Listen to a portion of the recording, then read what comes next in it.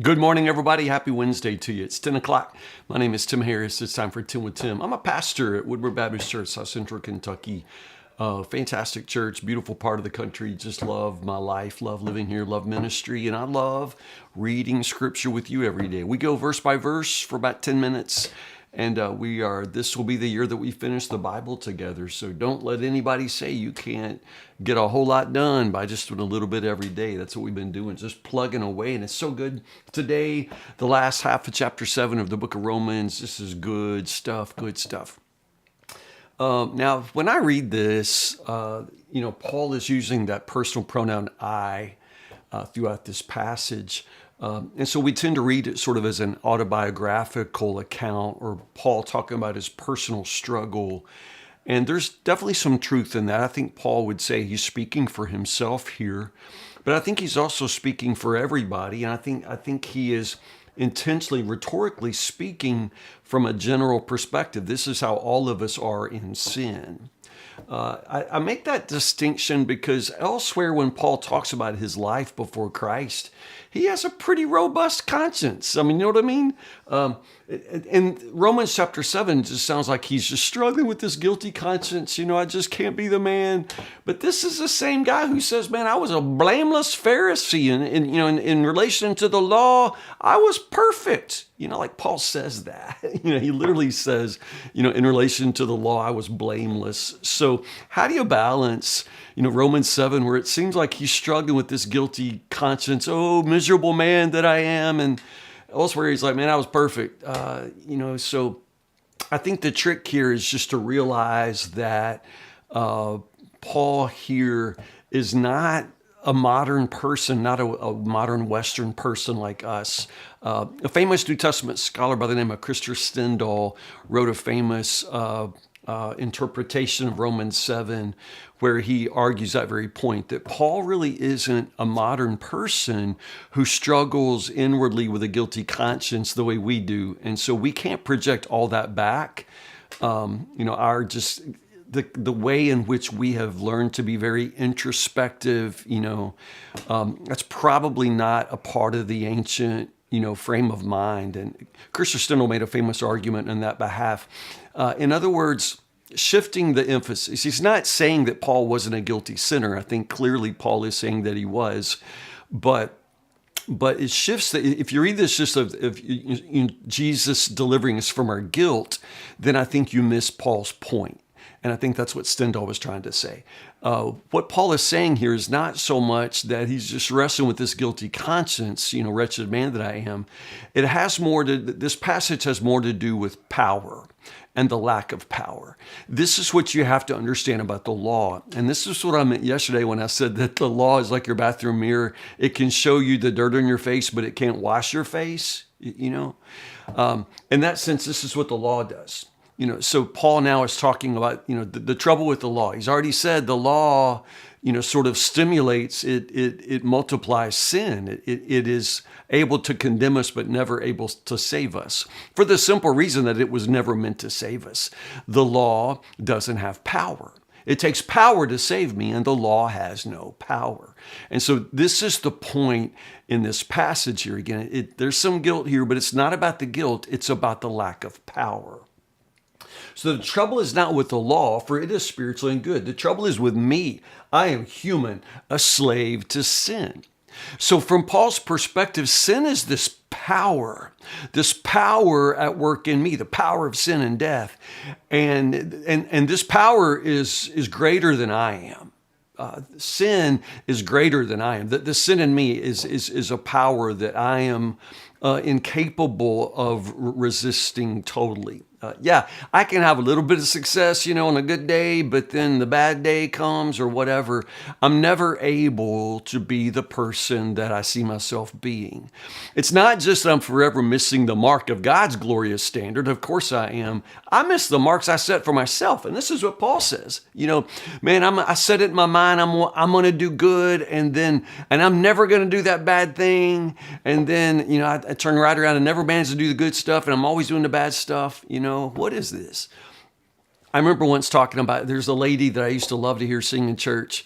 And she was, I knew her as a fantastic Christian woman who had this beautiful singing voice in church, and she would sing in the choir, and she would sing, solos, and just break your heart. And I thought she was this radiant, sincere Christian. And I was telling a mutual friend this one day about, yeah, man, she's just this incredible lady who loves Jesus and sings in the choir, has this amazing voice. And the other person said, yeah, but the best thing about her is she's really funny when she's drunk.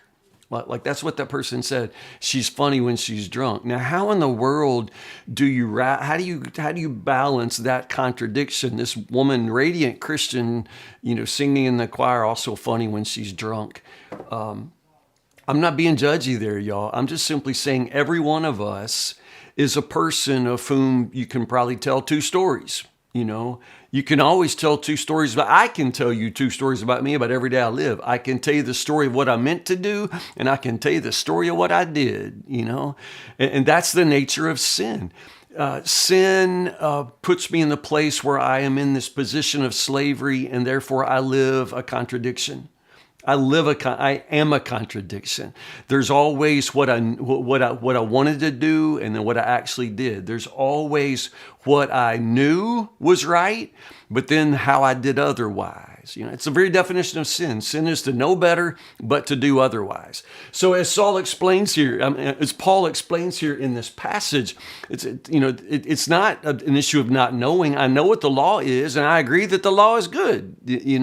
I agree. Yes, that's how I want to live, but I can't do it. So the law can show you how you ought to live, but the law gives you no power to live that life. The law gives you no power to do what the law tells you to do. And so that for that reason, the only thing the law can do is show you what a failure you are, what a sinner you are.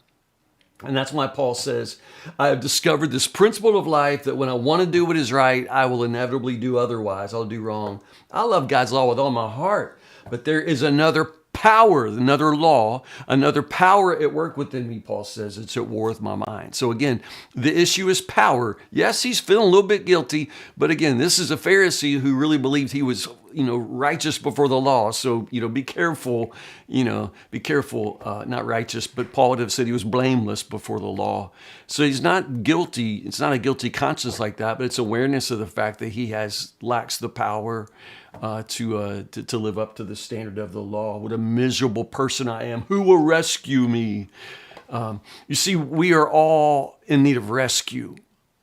We're not just in need of a little bit of self-improvement. It's not like a little bit of tinkering around the edges. No, I need rescue. See, this is our problem. We try to rescue ourselves by just sort of like, I've got my sin on this side. I try to balance out the scales with some good deeds or maybe just some good intentions. Hey, I tried, my heart was in the right place. We try to balance out our sin with a little bit of good-heartedness and rationalization and image curation. It's like, as long as I don't let people see what a rat I am, then maybe I'm not really a rat. We try to balance out the scales, but balancing out the scales is not the same thing as rescue. You need rescue. I need rescue. Who's going to rescue me? Jesus rescues me. This is the triumphant declaration of Romans 7. Jesus rescues me. How does he do that? He doesn't rescue me by just, continuing to, poke me and tell me to try harder. I'm a runner. Y'all know that. Sometimes I run races slowly and really ugly. And so every now and then I'll be running a race and there'll be some guy in a lawn chair sitting by the side watching the race, drinking beer, and I'll come by and he'll say, hey, preacher, run faster, like, dummy, what do you think my problem is? That I just didn't know I should run? You don't know that I'm trying as hard as I can. You know what I'm saying? Of course, I'm not winning this race, but I'm trying as hard as I can. What do you think the problem is? And so often, even in church, we act like if we just, kind of walk along beside people and scold them or shame them or just say, hey, try harder, like that's going to help them. You think the problem is just they forgot to try hard?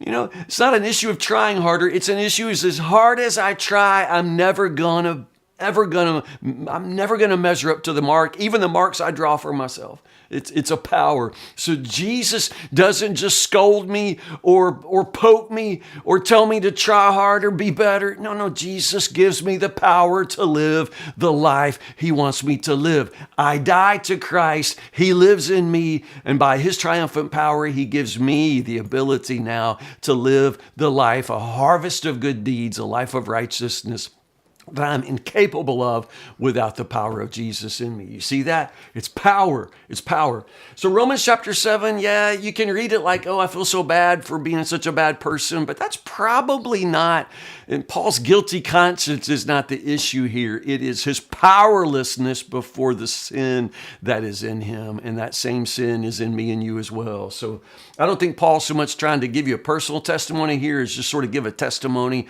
of what every sinner in the world knows, that I am never, ever going to get it together until I give up control and let Jesus have control over me.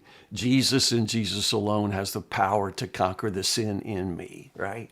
I just love this passage. I really, really do. I love it. But I don't love chapter 7 as much as I love chapter 8. Romans chapter, if you put me on the moon and all I could have is one chapter in all the Bible for the rest of my life, I honestly would want, and we've read the whole Bible together almost, but I would want Romans chapter 8. I want Romans chapter 8. I think it's all there. Romans chapter 8. So that's where we'll pick up tomorrow. Let's do 17 verses for tomorrow. Romans chapter 8, verses 1 to 17. I love you guys so much. Listen, stay warm, stay in the Word, and I will see you in the morning, Lord willing, 10 o'clock for Tim with Tim. I love you guys. I'll see you tomorrow.